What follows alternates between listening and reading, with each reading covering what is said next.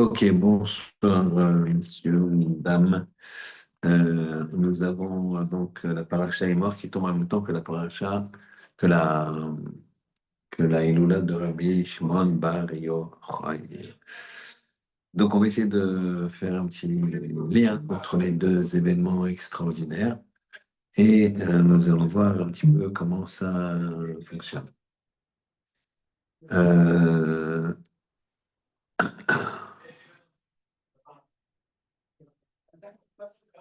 euh,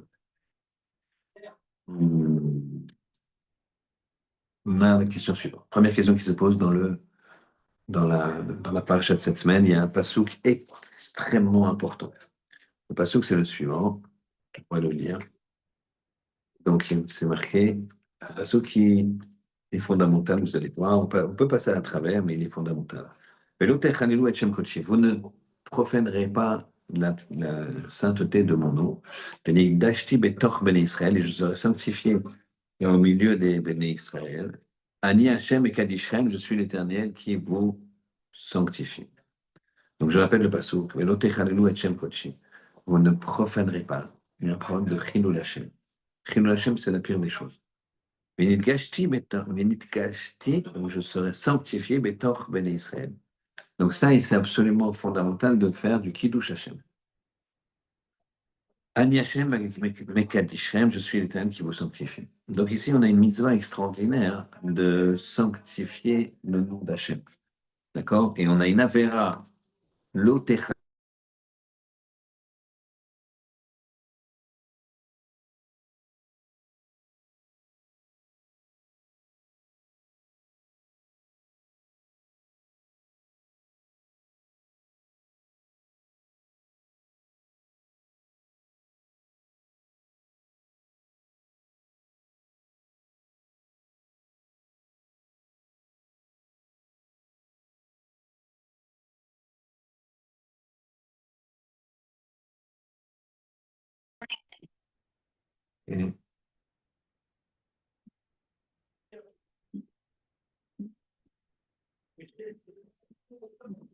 Yes.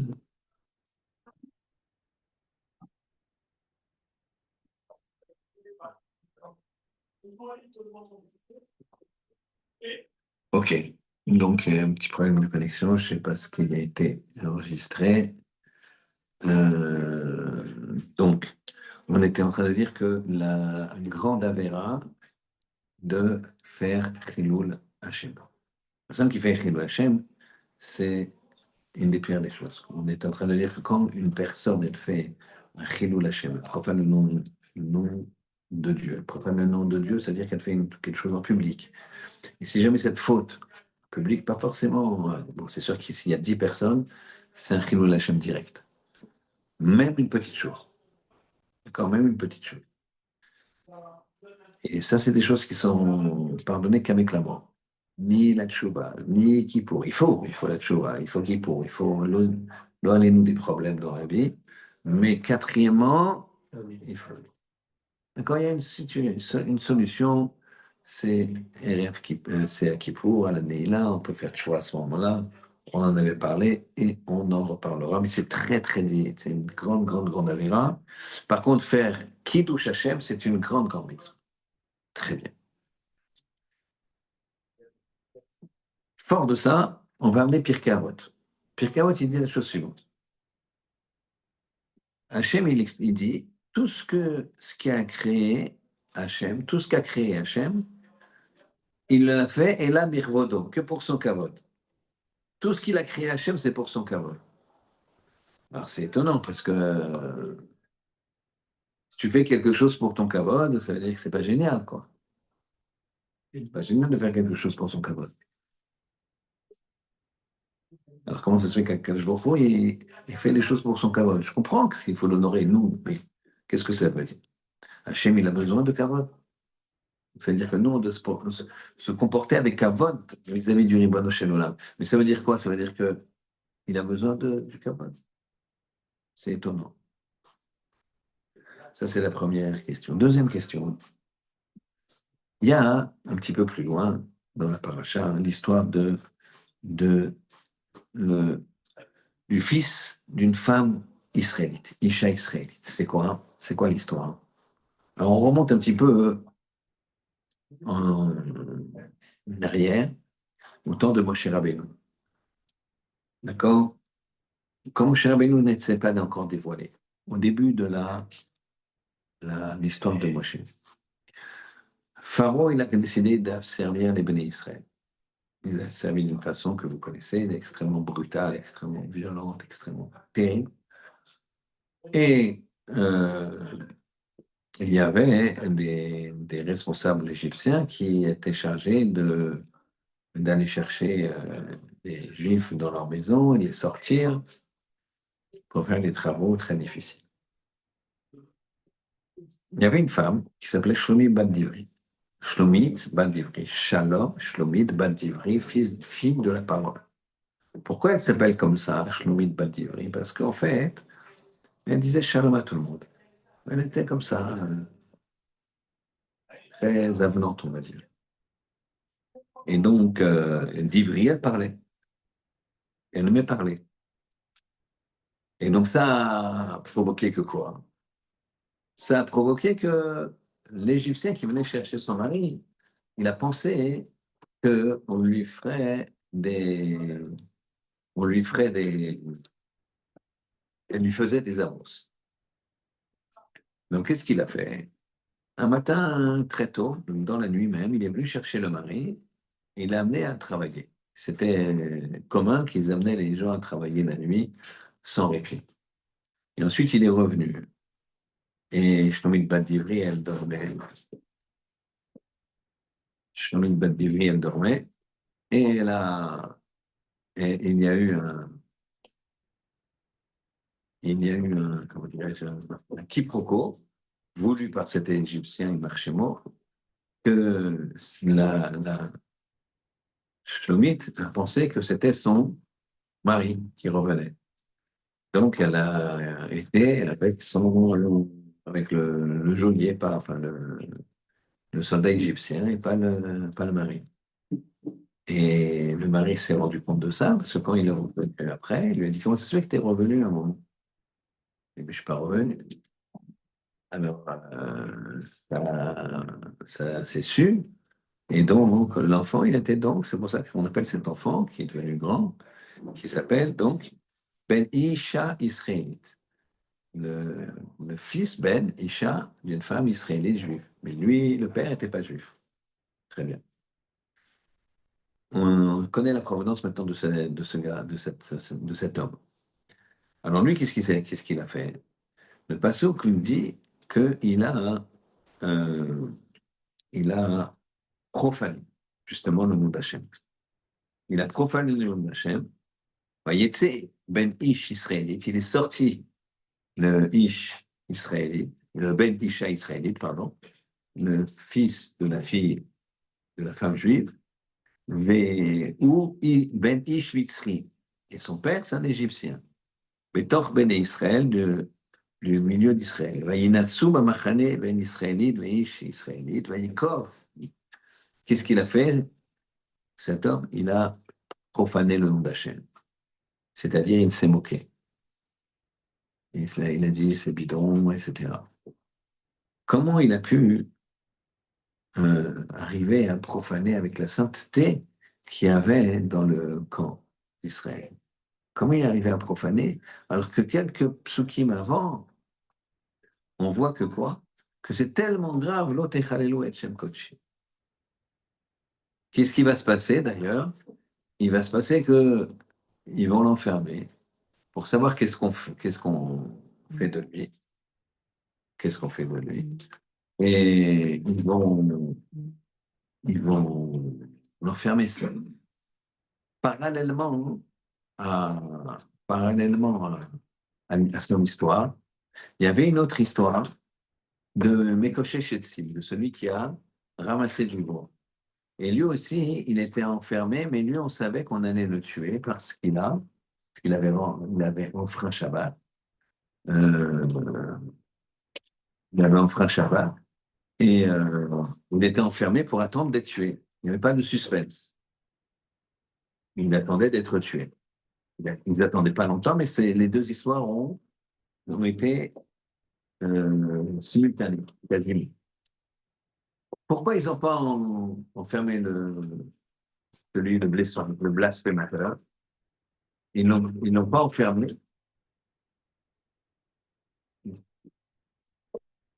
Ils n'ont pas enfermé pour, ils n'ont pas enfermé pour ne pas qu'il soit stressé, pour ne pas qu'il ait une très grande peur.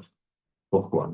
Si on enferme quelqu'un dans une geôle avec une autre personne qui est condamnée à mort, et il sait qu'il est condamné à mort, cette personne, et lui, il attend son verdict.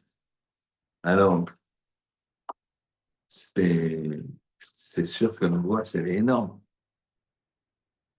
Donc, ils ont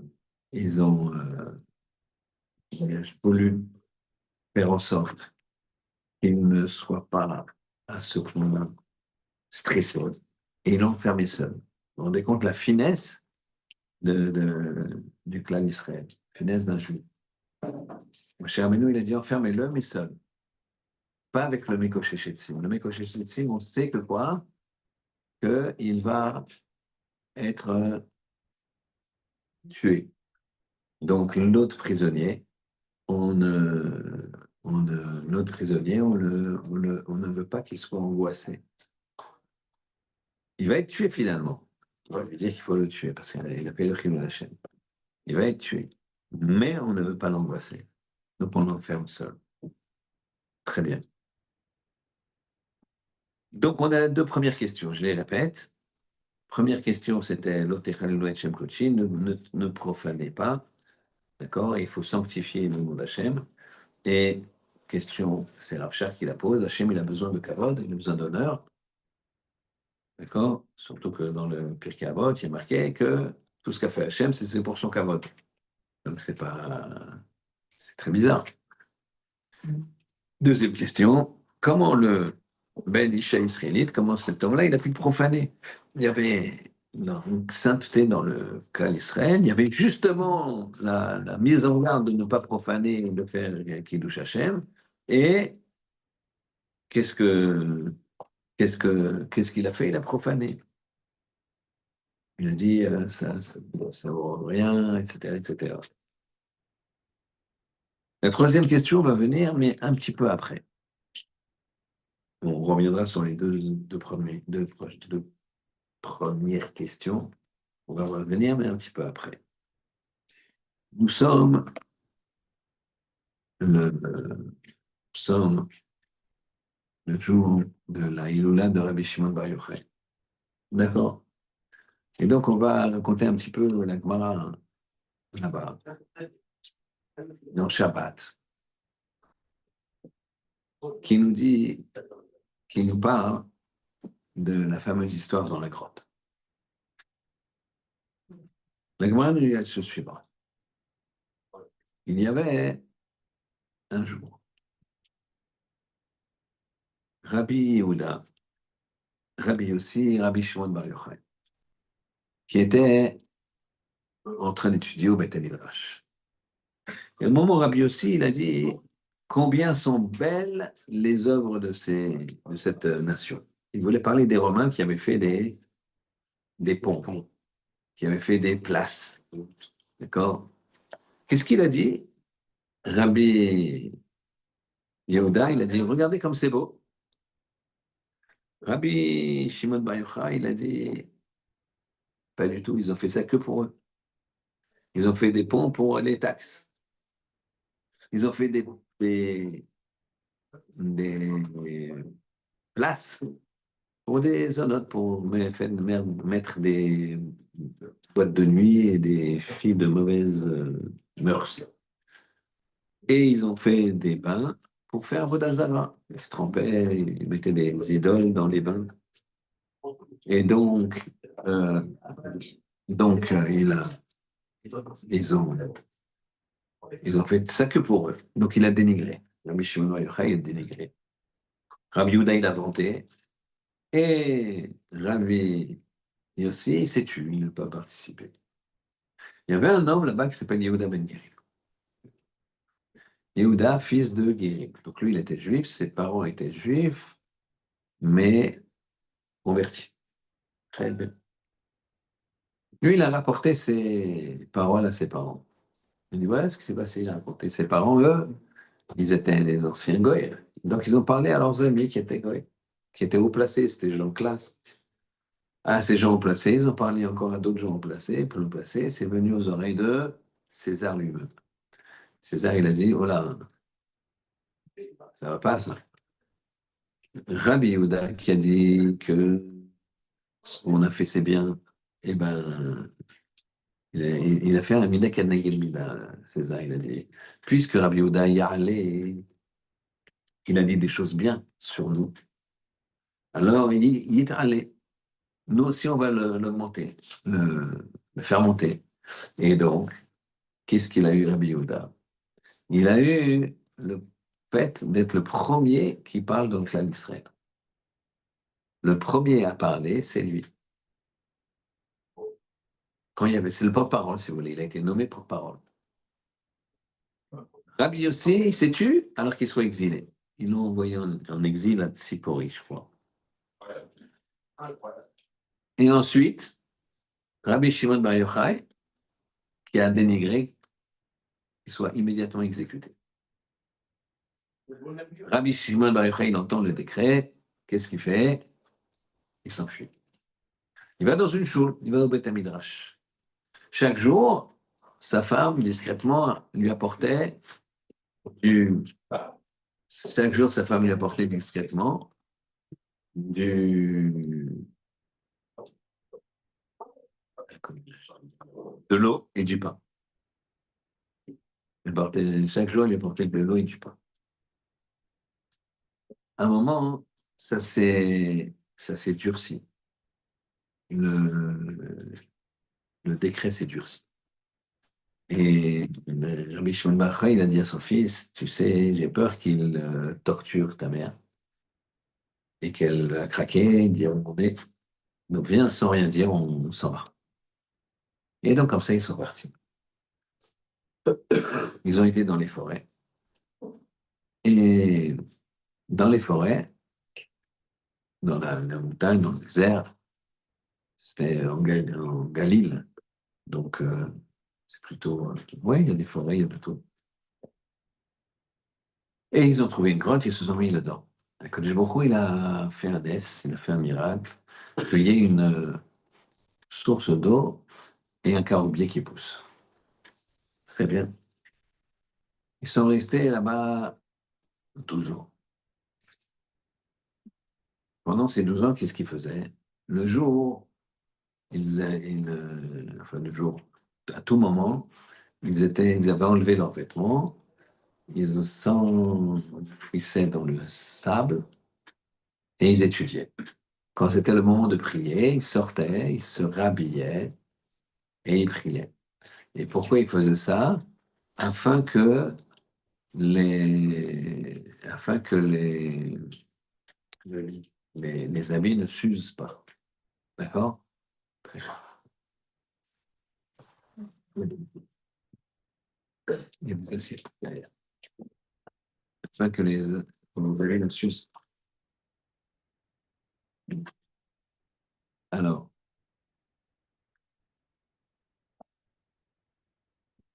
ils, euh,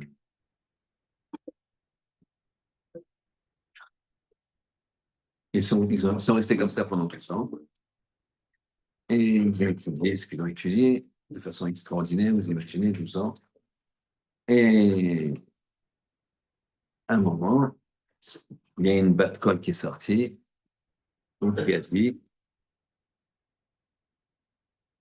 qui va dire au fils de Yochai que les mythes Kéza, c'est pas une batte-colle, c'est Eliyahu pardon. Eliyahu il est venu, il a traversé comme ça devant la grotte, qui était pourtant très isolée, mais bon, il a dit qui va dire à Bar Yochai que César est mort. Ou Batel Xerata, et sa Xera, le décret, il est annulé. Ils sont sortis. Rabbi Shimon Bar Yochai et son fils, ils sont sortis. Rabbi Elazar. Ils ont vu des gens qui travaillaient la terre et ils ont commencé à les tuer. Les tuer de leur kedusha. C'est pas qu'ils les tuaient d'une épée, ni qu'ils les tuaient presque volontairement. Ils les tuaient parce que leur neshama était tellement pur, leur neshama était tellement pur que la neshama de l'autre, voyant qu'elle est dans un corps tellement médiocre, qu'elle sortait du corps pour se coller à la neshama de Rabbi Shimon. C'est comme ça qu'on dit. Donc, et il brûlait beaucoup de choses, il les réparait rapide, mais c'était compliqué. Donc Hachem, il a dit, vous êtes venus sortis pour détruire mon monde, rentrez dans la grotte. Ils ont appris dans la grotte à s'apaiser et ne pas vouloir tuer celui qui s'occupe de Chaye Shah, une vie d'une minute ou de 120 ans, mais ça va vite. Chacun peut regarder, suivant l'âge qu'il a, que sa bar mitzvah, c'est déjà loin, même pour les très jeunes. D'accord? Donc la vie, elle passe vite, jusqu'à 120 ans, en bonne santé mentale et physique. Amen. Mais ça passe. Et donc, Rabbi Shimon Bar Yochai, voyant ça, et son fils, c'était pas possible de voir des gens comme ça qui travaillaient la terre. Qu'est-ce que vous perdez votre temps? Donc, ils sont revenus dans la grotte. Et on leur a expliqué, enfin, ils ont travaillé, ils ont compris qu'il fallait se contrôler. Au bout d'un an, ils sont ressortis. Pourquoi? Parce que le châtiment des Réchaïm, c'est pas plus d'un an. C'est pas plus qu'un an. Donc ils se sont dit, les Réchaïm dans le Guéhinam, ils ont plus qu'un an. On a vu dans la Gemara, à Rosh Hashanah, on verra ça aussi. Tant voulu, si tu veux, que Dieu nous prédit qu'il y a plusieurs types de personnes à Rosh Hashanah. Il y a finalement les gens qui sont des tzadikim gemorim, ils vont, c'est bien, tout va bien, ils sont dans la vie ou dans le Gan Eden. Il y a les gens qui sont Rechaïm, alors Bénonim. Bénonim, c'est juste. Alors eux, ils ont un petit séjour au Guéhinam. Alors ça peut être un petit séjour très court. Ils descendent, ils se brûlent, hop, ils remontent. D'accord? Comme quand tu mets le pied dans le vin, que t'as mis que de l'eau chaude et t'as pas fait attention qu'il y avait de la fumée qui monte, tu mets ça, t'as une grosse douleur, puis t'enlèves le pied, tu mets vite de la pommade et ça passe relativement vite. Et t'as ceux qui restent dans le bain parce qu'il y a une force qui les oblige à rester dans le bain et les deux pieds, puis tout le reste, quelques temps. Et ça ne dépasse pas 11 mois. C'est ça qu'on s'arrête à 11 mois, on ne fait plus Kaddish. Les gens s'arrêtent à 11 mois. Ashkenazim, on s'arrête à 11 mois pour les parents. On reprend juste le dernier jour, le 12e de l'année pile, quoi, le jour de l'année. Donc tous les 11 mois, on ne fait pas. Juste paradis, vous faites un break, certains d'une semaine, certains de 2 semaines, mais on ne fait jamais une année entière. Pourquoi? Parce que ceux qui font une année entière, c'est déjà le premier stade des Rechaïm. Les Réchaïm, eux, ils font une année entière. Après, ils peuvent remonter. Mais des fois, ils ne remontent pas, il y a encore plein d'autres choses. D'accord? Très bien. Donc, Rabbi Shimon Bar Yochai dit, mais les Réchaïm, il reste 12 mois. Bon, ça va, on peut sortir, quoi. Imaginez dans une grotte, tu vois pas le journal du jour, tu vois pas le... Bref, ils sortent, et là, Rabbi Elazar, il, il continue à, à brûler. À brûler tout ce qu'il voit de matériel. Rabbi Elazar, il continue à brûler tout ce qu'il voit de matériel. Et Rabbi Shimon, il répare. Et il arrive à calmer son fils, Rabbi Elazar, Rabbi Shimon Bar Yochai arrive à calmer son fils, en disant quoi? En lui disant, tu sais, rien que toi et moi, ça suffit pour que le monde y tienne. Donc ne t'énerve pas sur les autres, c'est pas grave. C'est vrai qu'ils abîment, ça pourrait être mieux, mais ne t'énerve pas. Ils ont vu un homme qui courait. C'était Shabbat allait rentrer. Ils ont vu un homme courir avec deux bouquets de myrte dans la main, dans chaque main, un bouquet dans chaque main. Rabbi Shimon Bar Yochai, il lui a dit, pourquoi tu as ça? Il dit, pour le kavod de Shabbat. Il lui a dit, tu aurais pu faire un seul bouquet, quoi. Pourquoi tu as deux bouquets? Il dit, un pour Zachor et un pour Shalom. Pardon. Un pour Zachor et un pour Shalom. Alors il lui a dit, Rabbi Shimon Bar Yochai, il lui a dit, tu vois, comme c'est des gens simples, tu as vu comme ils chérissent les mitzvot. Donc tu comprends, il y a d'autres choses derrière. Même s'ils travaillent, ils ont une neshama, ils ont quelque chose. Donc, il faut faire avec. Très bien. Rabbi Shimon Bar Yochai, il avait un beau-père qui s'appelait Rabbi Pinchas Ben Yair, qui était un très grand maître. Rabbi Pinchas Ben Yair, il a appris que Rabbi Shimon Bar Yochai, qui sortait de la grotte 13 ans de Limoud, quasiment sans arrêt, il a été à son devant. Rabbi Shimon Bar Yochai a été directement dans un bain, dans les bains, vous savez, les bains publics, enfin, qui étaient à l'époque, il n'y avait que des bains publics. Pourquoi? Parce que les unis, 13 ans dans le sable, c'est un peu dur au niveau épiderme, dermatologique. Donc, il a, et Rabbi Pinchas Ben Yair, lui, il avait le dos. Son beau-père l'avait le dos. Et dans le dos, il n'y avait que des trous, plein de trous euh, saignants, quoi. Quand quelqu'un, imaginait, il est resté 13 ans dans le sable, avec l'humidité, avec le sel, avec le... Donc, il était tout... Et lui, en nettoyant le dos, en le lavant doucement, et ça lui a fait tellement de peine qu'il a pleuré. Les larmes, elles sont tombées sur le dos de Rabbi Shimon. Il a eu mal. C'est salé, les larmes. Et Rabbi Pinchas Ben Yair a dit, oi, oi, li, malheur à moi, que j'ai, je t'ai vu dans cet état. Malheur à moi que je t'ai vu dans cet état. Rabbi Shimon Bar Yochai lui dit, heureux sois-tu que tu m'as vu dans cet état. Car si tu ne m'avais pas vu dans cet état, tu n'aurais pas pu me voir dans cet état. Qu'est-ce qu'il est en train de lui dire? Je rappelle. Il a dit, heureux sois-tu de me voir dans cet état, c'est-à-dire avec le dos complètement purulent. Parce que si tu ne m'avais pas vu dans cet état de fatigue, si tu m'avais vu dans cet état de fatigue, tu ne m'aurais pas vu dans cet état de, de grand niveau. Et la Gemara nous dit qu'au départ, euh, Rabbi Midras Ben Yair, il étudiait avec Rabbi Shimon Bar Yochai, avant, histoire des 13 années. Et quand Rabbi Shimon Bar Yochai était bloqué, il posait une question et il ne savait pas répondre. Rabbi Pinchas Ben Yair arrivait à lui donner 12 réponses. Pas qu'il lui donnait une. C'est-à-dire, imagine, la Chevruta.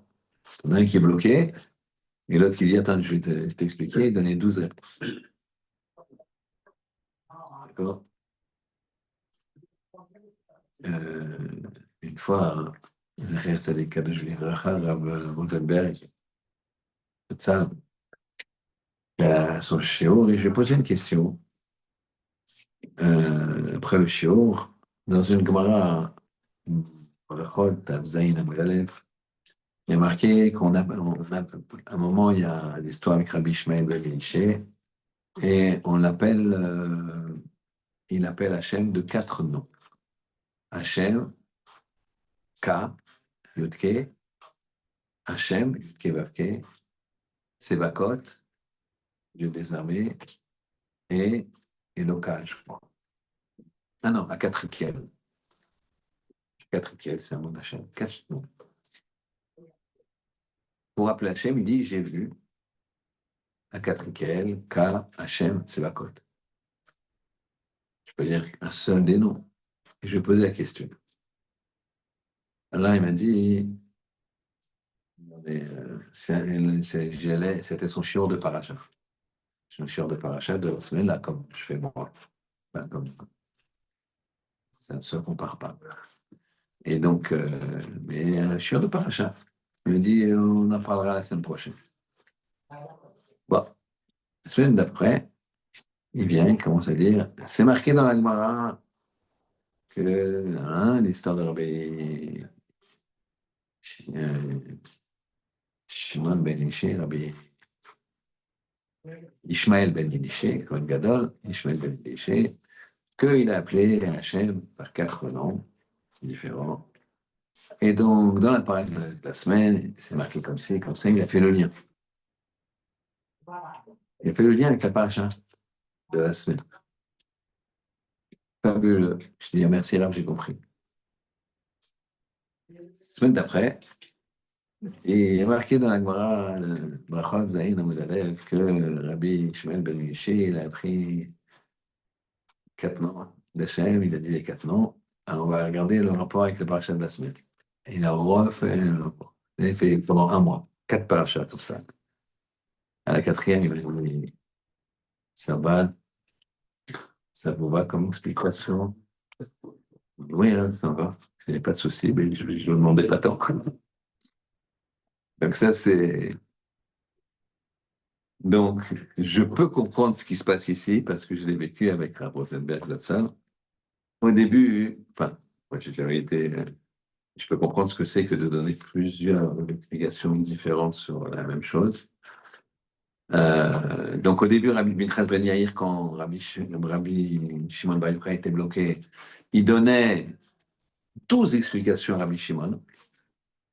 Et maintenant, quand c'est Rabbi Pinchas Ben Yair qui était bloqué, Rabbi Shimon Bar Yochai, c'est lui qui lui donnait 24. Donc, si vous voulez, on est passé quelque part de -12 à +24. Pourquoi? Parce qu'il est resté dans la grotte. Très bien. Maintenant, Rabbi Shimon Bar Yochai, il est guéri. Voilà que maintenant, il y a un principe dans la vie qui s'appelle la karatato, la reconnaissance. Reconnaître le bien que autrui t'a fait. C'est très, très important. C'est le premier mot qu'on dit quand on se réveille, modéane. Je reconnais, je remercie Hachem de me permettre de me réveiller le matin, le cœur qui bat, les yeux qui voient, les oreilles qui entendent, d'accord, en pleine forme, plus ou moins, d'accord, mais quelques minutes après, ça y est, on est en pleine forme. Baruch Hashem, alors qu'on s'est couché, on était des zombies, on se relève des guerriers, c'est magnifique, merci Hachem, Modé, Ani, Lefanecha. Très bien. Rabbi Shimon Bar Yochai, il s'inspire de Yaakov. Yaakov, quand il a fait la guerre, la bagarre avec le Sav, l'ange de Esav, ça s'est passé dans un endroit, il a été voir les gens, enfin, c'était dans la nature, mais ça dépendait on va dire, d'un département ou d'une ville, quoi, d'un district. Il a été voir les gens de la ville, il leur a dit, je veux faire quelque chose pour vous, puisque j'ai profité en étant sur votre terrain. Vous imaginez? J'ai profité en étant sur votre terrain. Rabbi Shimon Bar Yochai, il fait la même chose. Il dit, moi j'étais dans une grotte, il se renseigne, la grotte elle appartient à quelle ville? Et on lui dit telle ville, hein, il va à telle ville et il dit, je vais essayer de faire quelque chose, est-ce que je peux vous rendre service? Ils ont dit, toi tu es un grand maître, il y a un endroit qui nous embête beaucoup parce qu'on ne sait pas on sait qu'il y a eu des morts, mais on ne sait pas si c'est un cimetière ou si c'est un mort qui a eu une fois et on l'a enterré, on ne sait pas où, un ou deux morts. Lui il dit, bon, je vais vous régler l'histoire. Et donc le problème, c'était quoi? C'était que les Kohanim ne pouvaient pas passer. Et donc il fallait faire un très grand détour pour aller à rentrer dans la ville. C'était à l'entrée de la ville. Il fallait rentrer par une autre sortie. Quand ils étaient Cohen, c'était très, très embêtant. Mais voilà qu'il va, toute une méthode là-bas. Il va vérifier, il va voir que les endroits où il y avait des morts, d'une certaine façon, il va regarder la terre, si elle est meuble, si elle est molle ou si elle est dure. Si elle est molle, ben, ça veut dire qu'il y a quelque chose dessous. Si elle est dure, ça veut dire qu'il n'y a rien dessous. Bon, il a tout un système. Voilà que il a dit, voilà, il y a le mort, il est là. Les morts, ils sont là. Il y avait trois, quatre. Il a mis des petites pousses autour pour que ça repousse bien et que les gens voient bien. Quand, il a dessiné, si vous voulez, comme le carré de la tombe. Et voilà qu'il y a un autre Talmid Chacham qui était là-bas et qui lui dit, qui se moque, et qui lui dit, qui dit, Ben Yochai, il a cachérisé il a rendu pur un Beth Akbarot, un cimetière. C'est se moquer, quoi. Alors, Tier Ben Yochai Bet Akbarot. Il a purifié Ben Yochai un cimetière. Une façon de se moquer. Alors, il lui a dit comme ça. Il m'allait à Itaïman. Si seulement tu étais avec nous, bah, filo à Itaïman, nous, l'onimnet iman. Même si quand tu es avec nous, tu n'es pas compté avec nous. Ça veut dire que tu n'es pas avec nous. Et il a regardé la tombe, il a dit, Ve'ata lo imanu, toi, tu n'es pas avec nous, mais en fait, tu es avec nous. Qu'est-ce qui s'est passé? Il a regardé ce Talmid Chacham qui s'était moqué et il l'a tué avec les yeux. Et la personne le mort qui était enterré, il s'est levé et l'autre, il a pris la place. Donc, ils ont bien vu qu'il y avait vraiment. Il s'est levé, c'est-à-dire qu'il a tué un, il a mis l'autre à la place. Et il s'est ressuscité. Là, il y a quelque chose de un peu violent. Et Rabbi Shimon Bar Yochai, il lui a dit avant, hein, il lui a dit, il a dit, même les zonotes, même les filles de Besvi, mais Farkesot Zo et Zo, elles se font belles l'une et l'autre. Elles n'avaient pas les grandes glaces, etc. Donc, chacune maquillait l'autre. Pourtant, c'est des concurrentes. Il dit, lui, Rabbi Shimon Bar Yochai, il dit, même à Filouzonot, mais Farkesot Zo et Zo, elles se maquillent chacune, parce que l'une, elle voit l'autre. L'autre, elle ne se voit pas. Ouais. Donc elle dit, tiens, je te maquille comme ça, voilà, t'es très bien comme ça, tac, tac, tac, tac. Et vice-versa. Il dit. Donc c'est-à-dire que même malgré qu'il y ait une concurrence, il y a quand même une aide. Il y a quand même une solidarité, une aide. Et toi, t'as un femme et tu viens comme ça humilier, profaner, parce que ça veut dire c'est un chilou. Il y a marqué Nathan Baïnéa, il a mis les yeux sur lui, Venach Nafché. Il s'est nachnaché. Sa vie s'est reposée. Attendez, c'est pas fini. Rabbi Shimon, il va dans le chouk. Pas l'énerver. Attention. Chazia le Yehuda Ben Gerim. Il a vu le Yehuda Ben Gerim. Celui qui avait rapporté les paroles à ses parents, que ses parents ils avaient rapporté, il l'a vu. Et il a dit la chose suivante. Adaïn yesh lazé baolam. Est-ce qu'il y a encore cette chose-là dans le monde? Nathan Bainav. Il a mis les yeux sur lui. Je lui ai dit, il ne faut pas l'énerver. Ve'asaougal shenatzamot. Il en a fait un tas d'os, un monticule d'os.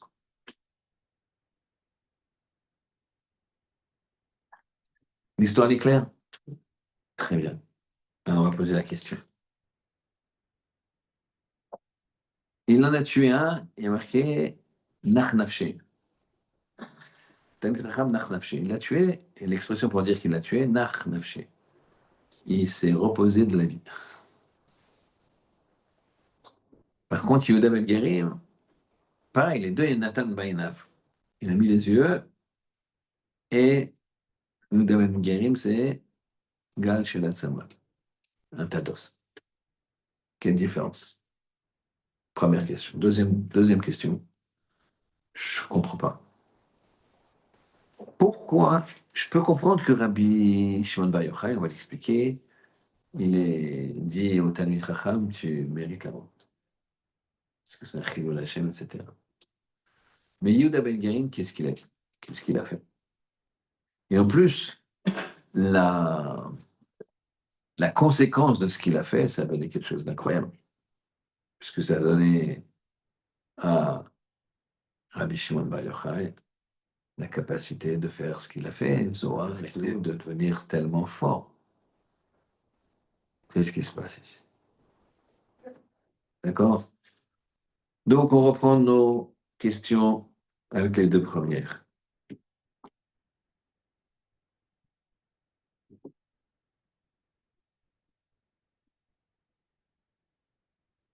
Première question. L'Otechal, et Shem Kodesh, il ne faut pas profaner le nom de Dieu.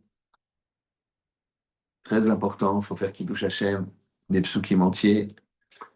Et il y a un Pirkei Avot qui nous dit tout ce qu'il a créé Hashem, c'est fait que pour son kavod. Il a besoin de kavod Hashem? Je comprends pas. Deuxième question. Comment le Ben Isha israélite, il a pu fauter alors que s'ils étaient tous à un niveau incroyable, comment il a pu profaner le mot d'Hachem? Il a maudit. Troisième question. Comment ça se fait que le Talmud Chacham, on dit qu'il y a un Nachnafché, qui s'est reposé de la vie, et que Yehuda Ben Gerim, on a dit Gal c'est le Latsamot. Et enfin, quatrième question. Comment se fait-il que Rabbi Shimon Bar Yochai, il en veuille à Yehuda Ben Gerim? Parce que Yehuda Ben Gerim, finalement, il a fait que parler, hein, messieurs. Voilà, il est sorti, il a dit papa, maman, il y avait des grands maîtres, il y en a un qui a dit ça, l'autre qui a dit ça, l'autre qui a dit ça. Il n'a pas été dénoncé, il a parlé, quoi. Et les parents, après, ils ont parlé, et puis après, les autres, ils ont parlé. C'est venu aux oreilles de César. C'était pas une délation. Donc, pourquoi il mérite la mort?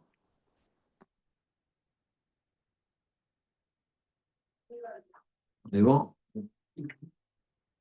donc on a quatre questions. Dans la Gemara, Brachos, d'Arché, un bête, il me semble, il y a l'histoire suivante. Rabbi Yohanan, il a été visité, Rabbi, lequel je ne me rappelle plus, un maître. Il était mourant, Khalash. Il était Khalash. Rab, je ne sais plus, mais je me souviens. Il était Khalash. Quand on dit Khalash dans la Gemara, c'est-à-dire qu'il est mourant. Pas la peine d'appeler le médecin.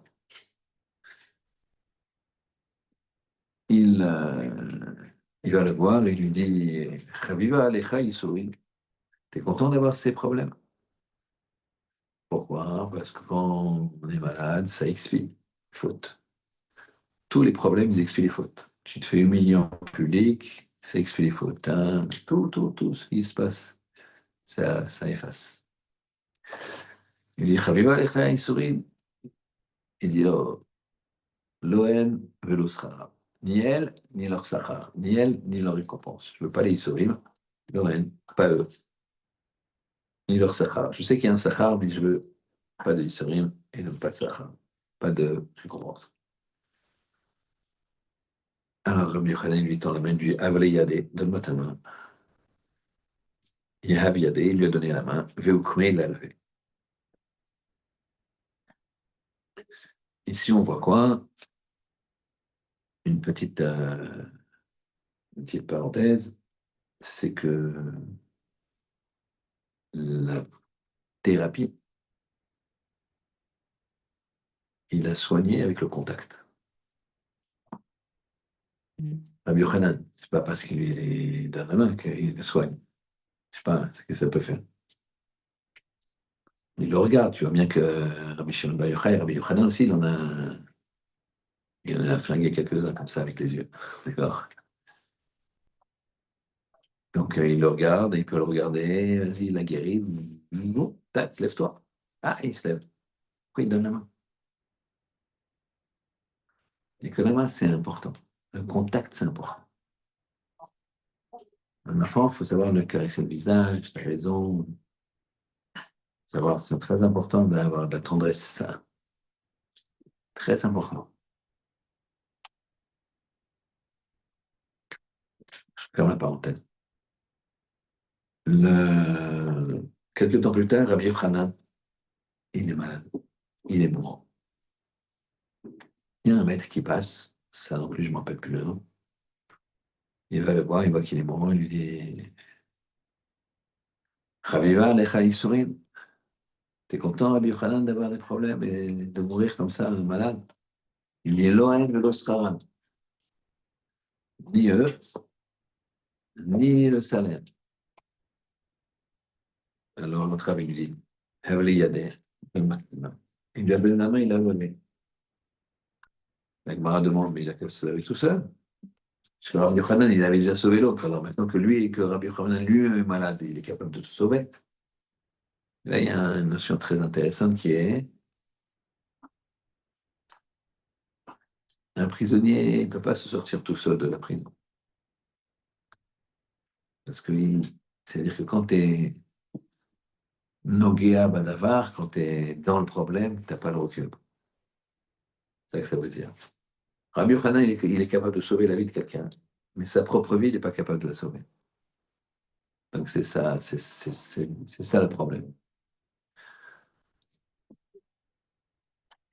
Rabbi Yochanan est donc sur pied, et il va voir Rabbi Eliezer. Et Rabbi Eliezer aussi, il est bon. Et encore une fois, Rabbi Yochanan lui dit Chayua lecha isurim. Parce que les isurim, ils sont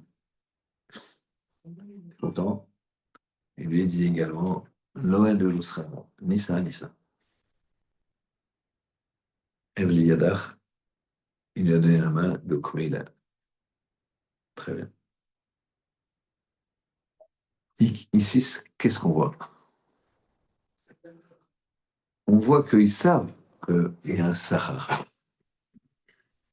Ils savent qu'il y a un Sahara. Mais ils ne préfèrent pas cette souffrance-là. Bien qu'ils savent qu'il y a un Sahara. Rabbi Shimon Bar Yochai, c'est pareil. Il sait qu'il a eu un Sahara grâce à ça. Mais Yehuda Ben Gerim, il était vide. Parce que tu parles comme ça. C'est-à-dire qu'au niveau de ta, de ton être intérieur, zéro. C'est tout le contraire de ce qu'on a dit au départ. Que les Bnei Israël, au départ, il y avait une finesse énorme. Qu'est-ce qu'ils ont fait? Ils ont enfermé celui qui a blasphémé seul. Ils ne savaient pas ce que Hachem allait dire qu'on fasse de lui. Le tuer, l'envoyer en galoute, le frapper. Ils ne savaient pas. Donc, ils ne l'ont pas enfermé avec le Mekosh Sim, celui qui avait profané Shabbat et qui allait être tué. Ils n'ont pas voulu donner une angoisse. Quand tu donnes une angoisse physique ou spirituelle, psychologique, eh ben c'est très grave. Donc, ils n'ont pas voulu ça. Et comme ils n'ont pas, comme cette finesse-là, Yehuda Ben Guérim, il est très loin. Qu'est-ce que tu parles n'importe comment et tout. Tu imagines bien que ça peut donner des conséquences terribles. Et d'ailleurs, on avait la question, comment ça se fait que il y en a un, c'est Nach Nafché, le Talmid Chacham, quand il est mort, il y a marqué Nach Nafché. Et lui, Yehuda Ben Guérim, il avait un tas d'os. Alors le maître, ils expliquent, il était vide. Et donc, en fait, quand il l'a tué, il n'y avait même plus de chair. C'est-à-dire que même de l'or vivant, les Réchaïm, ils s'appellent morts. C'est-à-dire que les os, ils sont tout de suite venus. Pourquoi? Parce que derrière, il n'y a rien. C'est pour ça que c'est la différence entre Gad Shelat Samot et Nach Nafché. Nach Nafché, c'est-à-dire que paisible. Tout va bien, c'est un tzaddik.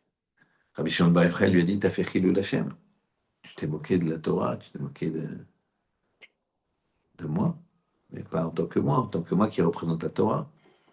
Alors je te tue. Mais nach nafshi. Yehuda Ben Guérim, lui, c'est Gatshel Hatzamot parce que c'est un rachat. C'est clair? Non? Oui. Très bien. Donc on a répondu à certaines questions. On a eu la question de savoir pourquoi le Ben Isha israélite il a pu profaner. Mais en Marocain, c'est très, très, très important, très, très actuel. Il y avait, il y avait, vous allez voir dans la paracha, il y avait les pains de proposition qu'on donnait à Kadosh Baruch Hu. On les donnait et quelques jours plus tard, on les reprenait. On les laissait entre 7 et 9 jours. J'ai vu 7 jours, j'ai vu 9 jours, peu importe.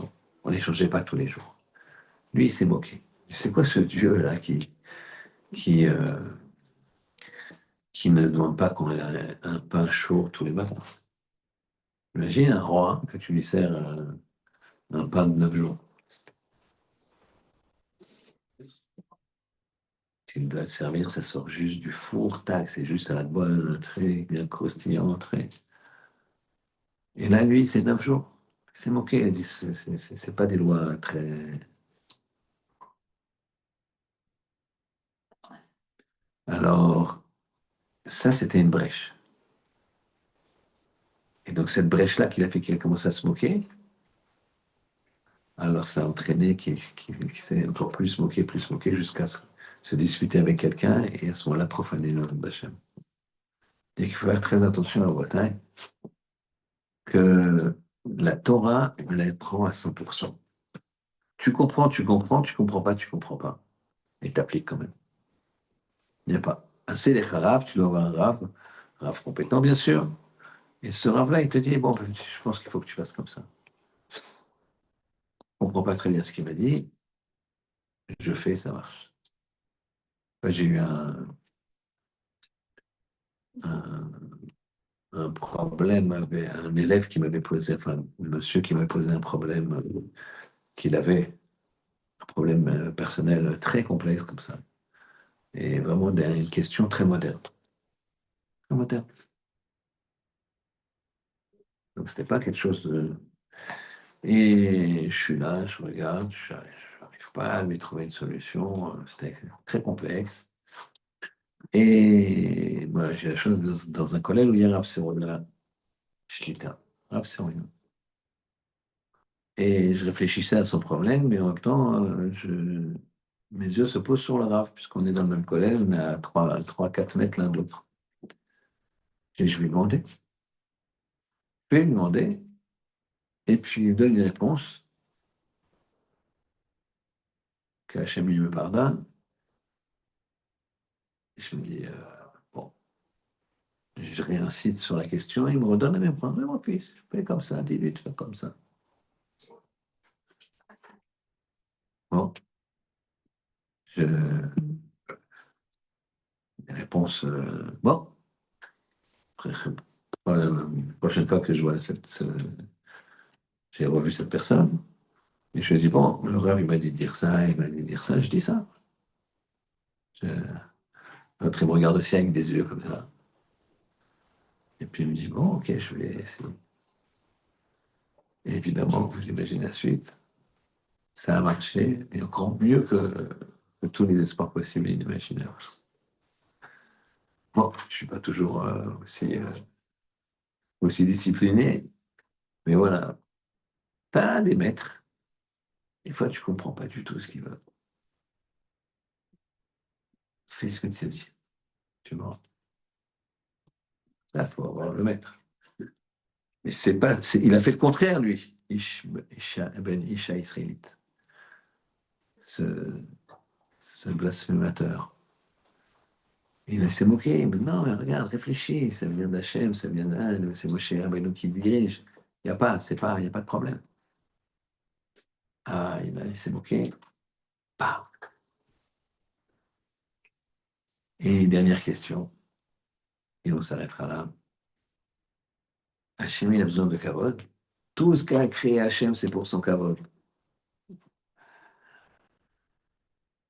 Eh, Hachem, c'est son kavod, et moi, je ne dois pas être prétentieux.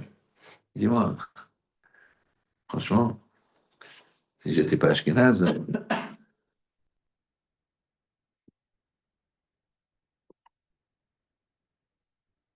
la réponse est extraordinaire. C'est Rav Shach qui répond à cette réponse, qui répond à la question, qui pose et qui répond à la question. En fait, quand un homme il honore Hachem, le seul bénéficiaire, c'est l'homme lui-même. C'est l'homme qui va s'élever en prenant conscience qu'Hachem, il est tout. Là, c'est l'homme qui va s'élever. C'est pas Hachem. Je me dis, sache que tout, c'est pour mon kavod. Hein. C'est-à-dire que ce que tu fais, il faut que tu réfléchisses que faut, c'est mon kavod. Tout ce que j'écris, c'est mon kavod. Donc, si tu cherches ton kavod à toi, il y a un problème. Donc, tu veux de l'argent, d'accord, mais c'est pour mon kavod. C'est avec cet argent, tu vas te poser, tu vas étudier, puisque tu as gagné de l'argent, donc tu peux travailler une heure de moins, tu vas étudier une heure de plus, tu vas me donner bien la tzedaka, tu vas aider les gens, parce que c'est mon kavod. Mais moi, je ne cherche pas de kavod. Mais tout ce qui est créé dans le monde, c'est pour moi. Donc, il faut que tu me fasses kavod. Mais quand tu me fais kavod, tu fais ce qui est bon pour toi. Donc, en fait, c'est ça le principe. Le Hachem, il te dit, attention, hein, tout ce que j'ai créé, c'est pour mon kavod. C'est pas que j'ai créé un truc pour juste ton kiff. D'accord? Il y a quelques Tunisiens, donc je parle un peu. C'est pas pour ton kiff. C'est sûr que tu peux kiffer, c'est sûr que tu peux avoir du plaisir dans les mitzvot. Mais c'est pas ça le but. Le but, c'est mon kavod. Et c'est pour moi. Et comme ça, tu t'élèves. T'imagines, quand tu as conscience que Shiviti Hashem Vitamine, je place Hachem tout le temps devant moi et que tout ce que je fais, c'est pour Hachem, mais t'imagines, je, je, je rends honneur à Kajoukou dans tous mes. Donc je fais qui touche Hachem. Et c'est ça le grand principe.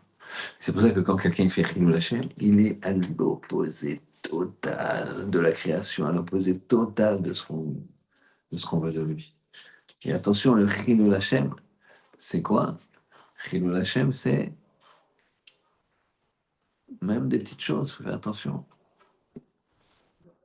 On dit qu'il ne faut pas avoir une attitude qui provoque le fait qu'on peut créer un Chilul Hashem.